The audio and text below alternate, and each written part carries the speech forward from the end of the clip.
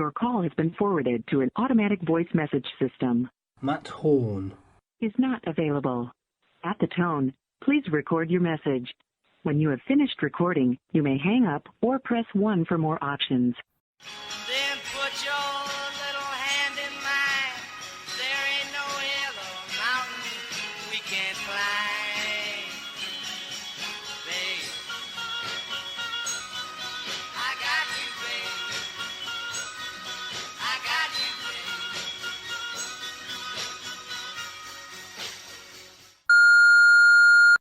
Hey, Matt, it's Garrett. You know Garrett Schweighauser from Groundhog Day, like father, like son. Gosh, it's so good to talk to you. I hope you're well, hope the family's well. Yeah, I just wanted to call. Times are a little tough here, and rent is due very, very soon with the holidays and everything. So if you wouldn't mind, if you have a couple of minutes and maybe you've got 20 quid, if you wouldn't mind buying my new game, Groundhog Day, like father, like son. I'm not going to say it's going to change your life, but I'm not going to say it's not going to change your life. So, yeah, we'll talk soon, and thanks again for buying my game.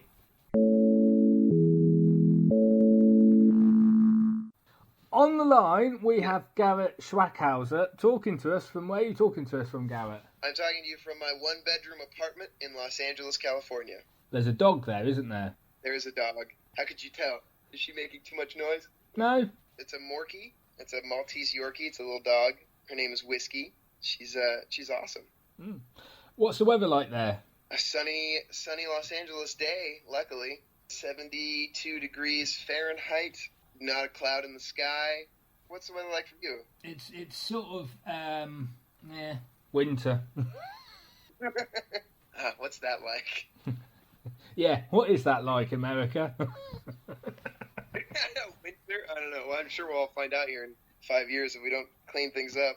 Well, obviously, we've got you here to talk about the new VR game. I say it's a normal game. It's not. It's VR, isn't it, Garrett? Yes. Groundhog Day, like father, like son. Mm-hmm. It has been released. I should point that out. One of the first things I want to sort of say about this is basically none of the original cast members are in it. Mm-hmm. I was thinking, I was hoping Bill Murray would sort of be in it at some level. That would have been awesome. And the other thing as well is obviously it's a sequel, isn't it, to Groundhog Day? Yes.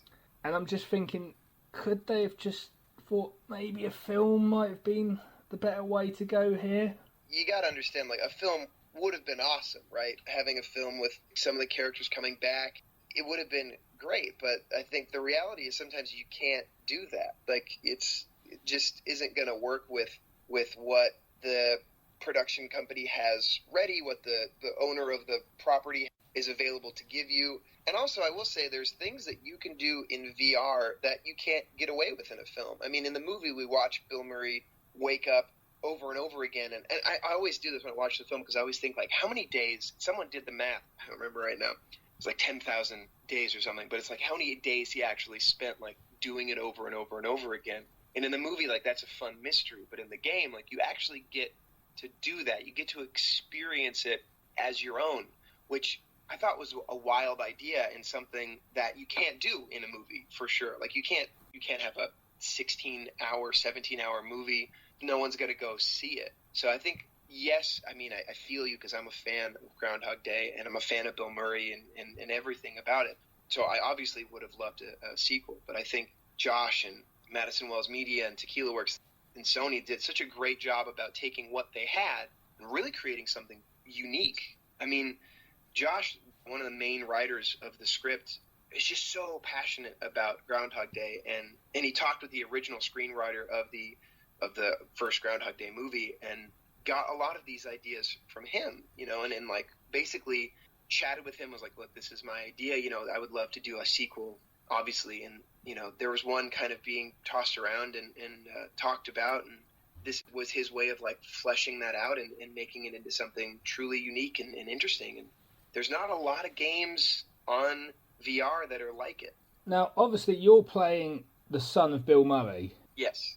Am I correct in assuming it happens to you? Yes, it is. In true sequel fashion, it happens to me as well. Because, that's sort of That's what we're looking for, right? Yeah, it happens to my character, Phil Connors Jr. He comes to town as kind of a big somebody who's just not very nice, and the game is about him learning to be a better person, much like how Groundhog Day was about Bill Murray's character learning to kind of appreciate the small things and be a better person as well. So it's a similar arc, but there are definitely lots of different approaches that they take narratively as well, the things that we didn't see in the movie that I thought was cool and neat. So obviously with the VR element, have you had chance to try it out yourself and see how they've done it? Yeah, I did. I thought in terms of like the story that they're trying to tell, I thought the way that they designed it was really smart. I think Tequila Works did a great job of kind of mapping that out. Do you have a VR? Do you play VR at all? I've given it a go. Yeah. What have you played so far? Doctor Who. Yes, they have a Doctor Who VR? Yeah. That's awesome. Oh my gosh. Can you like walk around the TARDIS, or do you like, Yeah. Is it like a point and click? You can go around the TARDIS and fiddle with the knobs, yes. That's awesome. Can you get out of the TARDIS in certain like areas? Like, Yeah. I'm going to try that out. There's a couple different ways to do something like that. I don't know if you played the Resident Evil 7 game on VR, but you have a controller in your hand and you kind of have a freedom of movement. And it worked for that game because it's like a horror, jump out, scare you sort of VR game. But this one is more of you can interact with what's around you, and you can basically move by either pressing forward on the control stick if you want to do it that way, or you can basically like throw yourself, teleport to different sections of whatever environment that you're in. And I thought that was really smart because it's a narratively driven game. Like the fun of this game comes in you like getting into the dialogue options and just seeing the wacky stuff that you can do with all the characters. So kind of being in this fixed place is nice for that aspect of letting that kind of shine through. Everyone is probably asking me, go and ask the sodding question that everyone wants to know the answer to. Is that song by Cher in it? You're going to have to play the game to find out. So that's a yes? That's my answer. Best I can give you. You're going to have to play the game and find out. I will say that there are a lot of wonderful little Easter eggs in that game that are either Easter eggs from the first movie, like perhaps a song, and there are Easter eggs that are just like wacky shit you can do. A great example is if you wake up in bed and you reach to your left and you grab a magazine and you hold it for more than 5 seconds, then your character will have a different morning than he usually does. Just a couple different dialogue pieces.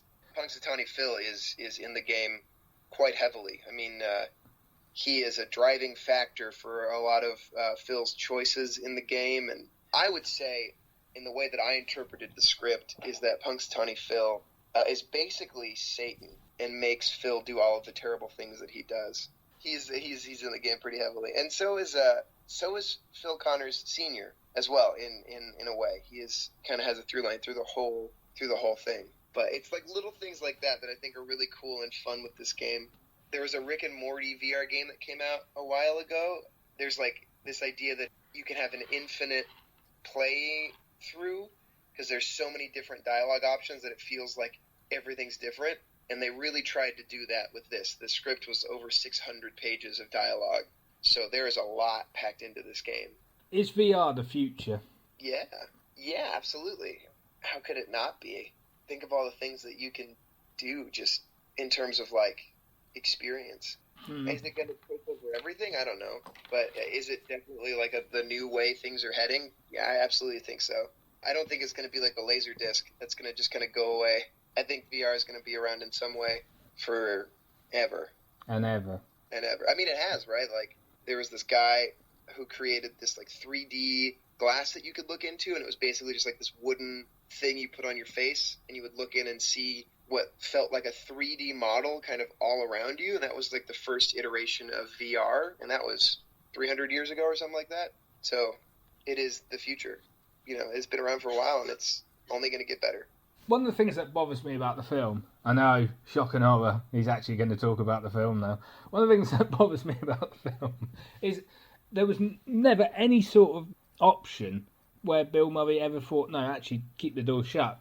So you're talking like a full, just a Groundhog reversal, where he would just never let Punxsutawney Phil come out and show his shadow. Yeah, and so the time loop stops. That would have been a fun scene where Bill Murray starts a riot in a small town to make sure a rodent does not come out of its hole. I would watch that. See, there's something strange in the neighbourhood, but unfortunately it's not until next year. Yeah, right? Did you see the new Ghostbusters trailer? I did see the new Ghostbusters trailer. What'd you think? You know, it's different. It's definitely not what I expected, but I'm excited. I mean, there's so many questions about Groundhog Day I could ask you. I mean, what do you think stops the time loop? Because that's never really sort of hinted at, is it? We kind of have an answer in the game when you play it.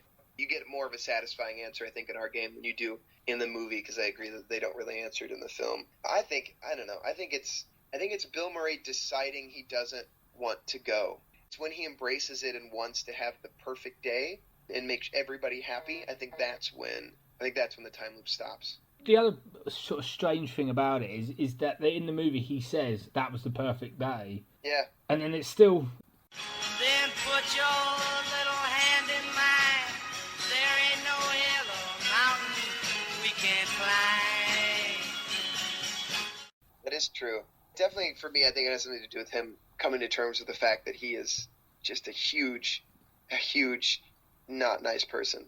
And once he sort of accepts that, it becomes less about like the perfect day and more about making everyone happy. I think that's when the loop stops. Shockingly, I've just looked on Wikipedia. I didn't know anything about this. I think it's worth a mention. You've got the film, which is an instant classic. It's on Amazon Prime, it's on Netflix. You've now got the VR game, which obviously is what we're talking about. There's also a stage adaptation as well. Oh, yay! That's what the fans have wanted. Yeah. When did it go up? Is it going up, or has it already gone up? It's already gone up. It was a Broadway musical in March 2017. Hey, that's pretty exciting. Why not, right? Why not? If it makes people create fun stories, and if they do a good job, then I think go for it. That's my opinion anyways. As long as they're not bastardizing the source material and, you know, doing it as a way to, like, make less of the original, then it's great. It's like a love letter to this thing that everybody loves, this movie, you know? Going back to your earlier point about how long it takes in the movie, because I actually looked that up and I was curious myself. In the DVD commentary, the director Harold Ramis basically estimated a real-time duration of 10 years. But he later told a reporter that he thought the 10-year estimate was too short, as it takes at least 10 years to get good at anything, like a podcast, for example. And allotting for the downtime and misguided years he spent, it had to be more like 30 or 40 years. Yeah, because he becomes a master pianist and a master ice sculptor. And I could totally see that. That's wild. 40 years. This game is definitely not 40 years long. I will tell you that right now. So don't fret, Matt. And talking about playtime, here's the other sort of thing about the game. Is it a game whereby it's open world, so you keep trying to do certain things and it fails, or is the game set on a linear path where you have to repeat the game? Because if you're doing like a video walkthrough, which is quite popular on YouTube, many people do it, you could easily just pop it in, do 10 minutes of it, you finish the game. It depends. The game is made to be replayed, absolutely. And you can, if you know the right things to do, you can make it through certain situations of your day very quickly. That's sort of what the game is designed to do. It's like once you've unlocked something or you figure something out, then you don't have to spend the next time you replay the day figuring that thing out again. You get basically a special dialogue option that's like, hey, you already know how to do all this, so you can move on to the next thing. So in a way it's linear because it's like you're figuring out each little puzzle, but there's also this thing of once you kind of leave the house, the world really opens up around you. You can either go into the ceremony, you can go to the restaurant. So there's a bunch of different places, right, that you can sort of experience. Each one has its own puzzle and its own kind of payoff. So it's linear in parts, but I would probably categorize it more as like an open world experience. Well, going into the production of the game, what was production like, and are there any sort of funny anecdotes you can share? Oh man, production was wild. Everybody did such a great job. I guess a funny anecdote is the script is, like I said, 600 pages, which is the biggest script I've ever had to try to learn. And when we recorded, people would record individually because they had to do face mapping for a lot of the characters. So you can't have two people in the room trying to read dialogue off of each other. They need to have your eyes focused on a very specific point so that they can get your whole face moving. So you would usually go in and be by yourself, and all of the dialogue lines would be split up into these specific cells. Each line had its own Excel cell, and you would have to say it and sort of keep in mind of like where you are in the script, in the story, and where your character physically is at. So it was probably one of the biggest challenges I've ever faced as an actor, but it was a lot of fun. It was cool. Something I'd never ever done before. Well, here's a question that's controversial and it's personal. You don't have to answer it, Garrett.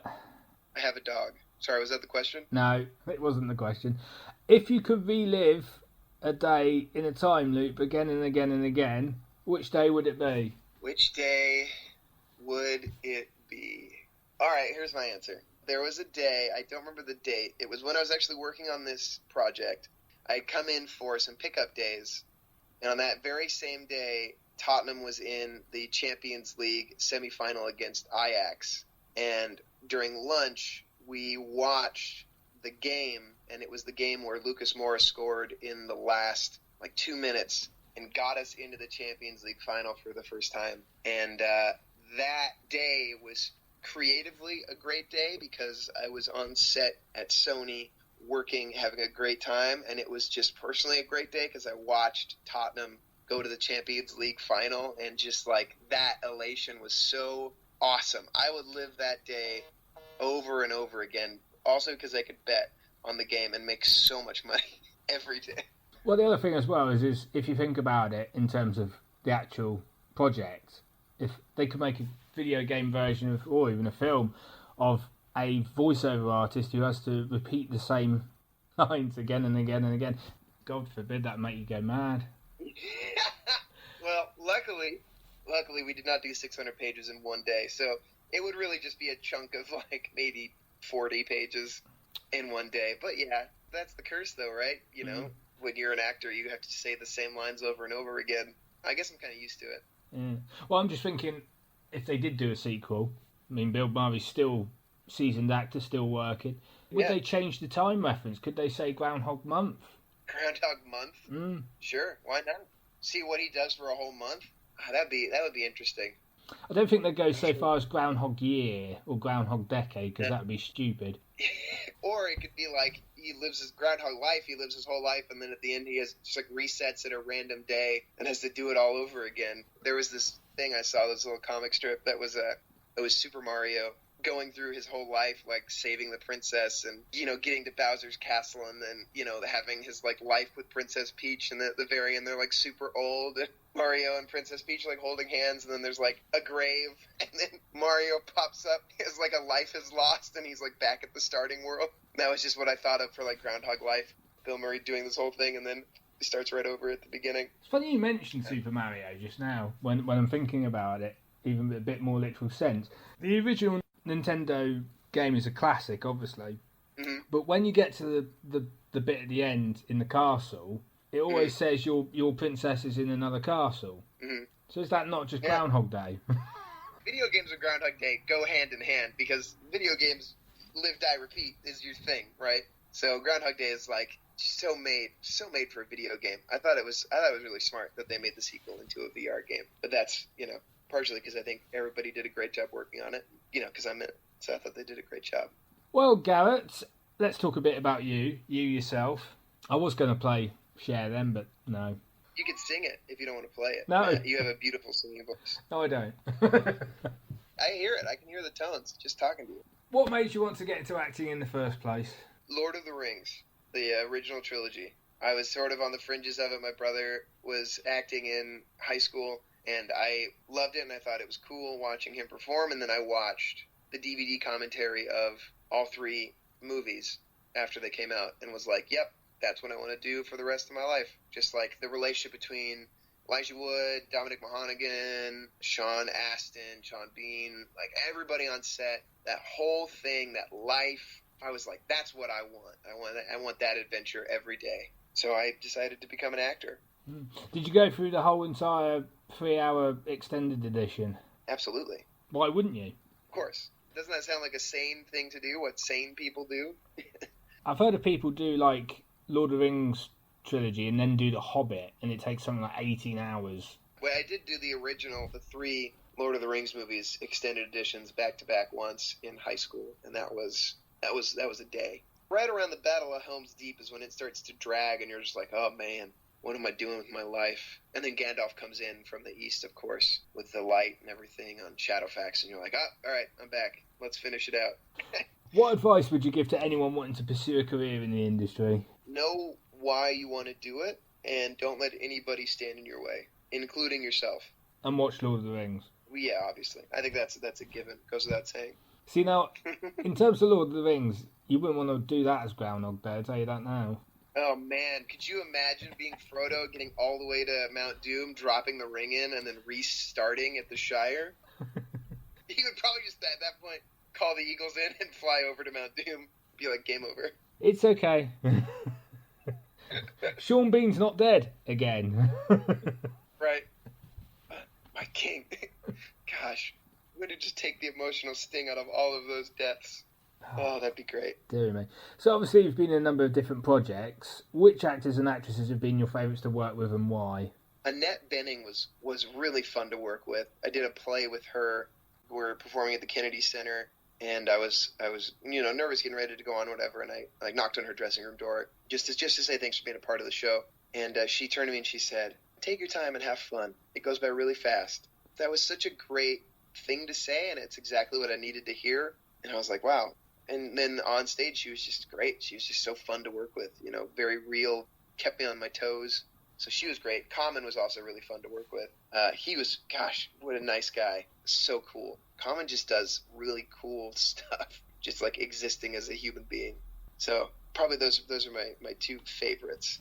Which actors would you like to work with in future? I would love to work with Sam Rockwell. I think he's awesome. And again, just somebody that I never know what I'm going to see when I see his performances. So I'd love to work with him because I loved his work in Galaxy Quest and 3 Billboards and all those wonderful movies. I would also really, really like to work with Keanu Reeves because he's great. Yeah, those are probably the top 2. Just thinking now, Keanu Reeves, because in The Matrix Reloaded, he finds out that basically he's number 6, and it's just kept looping. He's the 6th number 1. Yeah. Oh, Matrix! What a good trilogy. What a ride, The Matrix, to come up with all that. That's astounding. It's 4th. Yeah, there's a 4th one coming out. Oh man, I will not lie to you. I have been all over the casting websites, keeping an eye on who is casting the 4th Matrix movie, because that would be a dream come true to be in a Matrix film. Well, I'm just looking at your IMDb, and I'm thinking you're either a Mass Effect fan, a Harry Potter fan, or a Game of Thrones fan. Is it weird to believe that I'm all 3, I guess? Not really. The Mass Effect costume, I had to wear that for a video game award show. It was the first job I ever booked in Los Angeles, and I had to shave my head for it. And literally, it is just me not facing the camera, wearing the armor, and having the camera pan behind me as I'm like looking over the galaxy. One of the coolest pictures that I have on my IMDb. I wasn't a huge Mass Effect fan, but I thought that Commander Shepard's armor was really cool, and yeah, that's so funny that that's still up there. And then Game of Thrones is, I do like musical parodies every now and again, so anytime I get a chance to work with somebody who wants to do something funny, I jump at the chance. So I actually worked with those girls again on a Disney Princess Bachelor in Paradise that's coming out on the internet every Monday for the next month, so they're cool. And then Harry Potter, I actually am also still working with the director of that Harry Potter fan film. We're doing a radio play of kind of the Wizarding War, so after our film ends and sort of what happens. So that's also coming out now as well. That's the nice thing about being in LA is that you find people who are passionate about filmmaking and you get to work with them on things that you think are fun and cool. and sometimes you get paid for it. You've just said two words that I rarely ever hear on these podcasts: radio plays. Yeah, it's been a fun, weird ride. It's called The Great Wizarding War. It's 8 episodes in right now, out of 13. We'd never done a radio play before, and it is something else. It is very cool. We've got a sound designer and we've got a composer who is just wonderful, and they build such an amazing world for you to kind of live in. And I helped write it as well. And it's neat writing for a radio play because it's everybody's imagination is kind of doing the heavy lifting for your special effects, so you can really make things as grandiose as you want without worrying about running out of money, which is nice. Do you have Voldemort in it? Yeah. We've got Dumbledore, we've got Alastor Moody, we've got the Caro twins, we've got Bellatrix Lestrange, we've got the Marauders, we've got Lily Evans, all sorts of folks. I'm just thinking here now. If Voldemort is a name that can't be said, how is he going to get away with that in the radio drama? See, we found a loophole, right? This is before he became He Who Must Not Be Named. And, people, only whisper his names every now and again. Voldemort is Voldemort. It would be difficult if we had a radio play where we just couldn't say one of the characters' names. But, the voice acting also helps. Like a snake, you're like, oh, I think that's Voldemort. Sort of dead air then, isn't it? You can't say it. Voldemort. Oh, yeah, that's Voldemort. Yeah. Like that. There you go, static. Have static as Voldemort. It honestly sounds like someone's just running out of air on the freeway on their tires. That's how you know Voldemort has come into the room. Have you listened? I thought you hadn't listened to it yet. I'm just making it up as I go along. I didn't know it was actually true. It's not true. He's got lines and stuff. I'm going to keep this all a mystery for your listeners. I'm just going to misdirect you as much as possible so they go and listen. And then they're like, oh, this isn't anything what he talked about. What? Voldemort's actually played by a 50-year-old woman. Not really. Surely, please. I don't know. Go listen. Go see. Go see. You'll find out. Well, I'm going to give you a 1-minute plug, Garrett. It's a 1-minute plug to plug the Groundhog Day VR game and anything else you've got coming up. I love it. Thanks, Matt.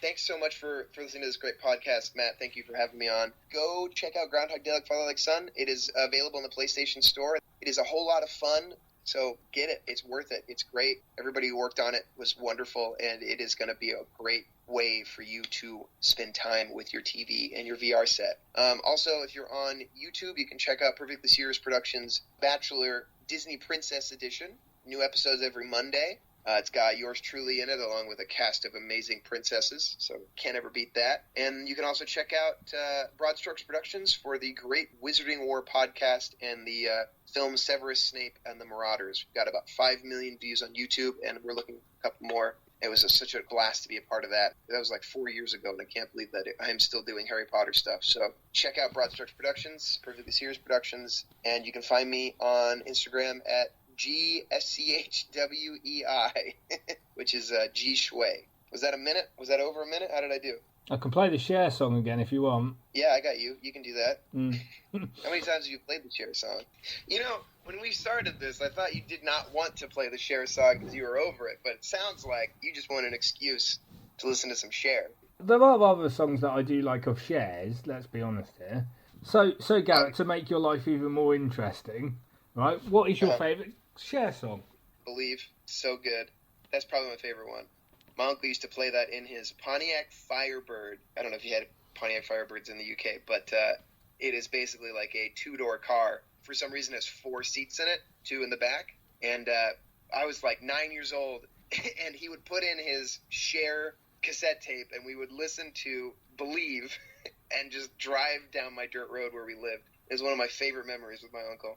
So that's got to be my favorite Cher song. Well, Garrett, it's been a pleasure interviewing you.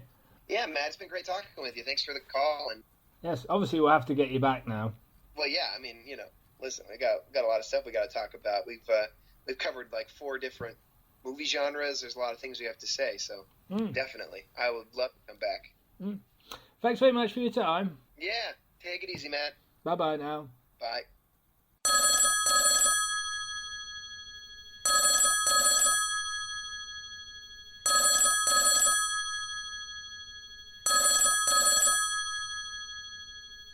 Your call has been forwarded to an automatic voice message system. Matt Horn is not available. At the tone, please record your message. When you have finished recording, you may hang up or press 1 for more options. There